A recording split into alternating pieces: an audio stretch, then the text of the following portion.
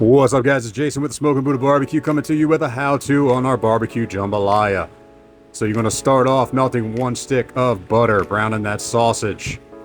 Then we're going to saute the onions and bell peppers. We're going to add 2 32-ounce of chicken stock, 2 cans of Rotel, 2 cans of diced tomatoes.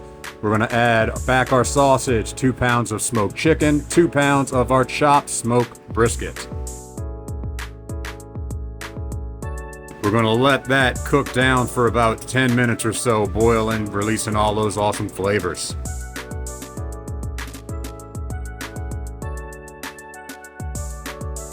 We're going to be adding our 2 cups of water and then 2.5 pounds of rice.